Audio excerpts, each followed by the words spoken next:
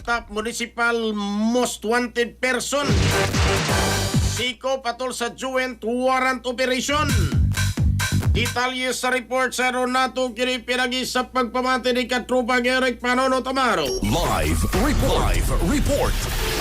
May kabutaga pabalikat naman Jerry mga katropa ang mga personahe no so Police Station 3 Waterfront Police Station ubos sa pamunuan ni Police Major Michael Sevilla ng puso sa mga katiko pa the top one municipal most wanted person pinagis sa Batuman o bench warrant of arrest at nito sa kanyusag operasyon sa Batuman sa balaod nga gimusab may barangay San Roque Cebu City na tiko ang akusado base ni sa bench warrant of arrest alang sa duha ka ihap sa paglapat sa Article 2 and Section 12 sa Republic Act 9165 nag-issue sa hearing judge sa Regional Trial Court Branch 71, 7th Judicial Region sa Lapu-Lapu City, Cebu kapilistahan sa kinipong Hulyo 23, 2025 ang warrant nagdala sa kinipong rekomendasyon nga na available wa iyan sa alam sa paggadwa kaya sa kaso man sa pagtiko pa ang akusado gidala dahil sa Police Station 3 CCPO din sa katamtangang gipriso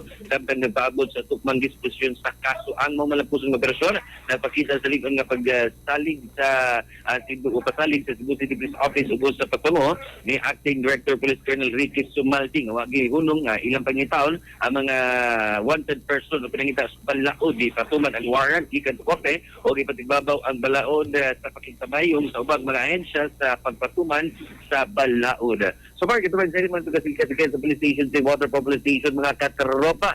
Gusto mo magkaping away cafe, hindi magpalpitate ng kasing di anak ang Santo Pagkumpeng sa Dinama, Kaya Surat Incorporated. Alang sa Ligisong Pilipino, para sa Pilipinas, yung katropa, Eric Amaro, XFM News. XFM report. Cellphone Plus Gold, mapalit sa mga butika sa inyong lugar.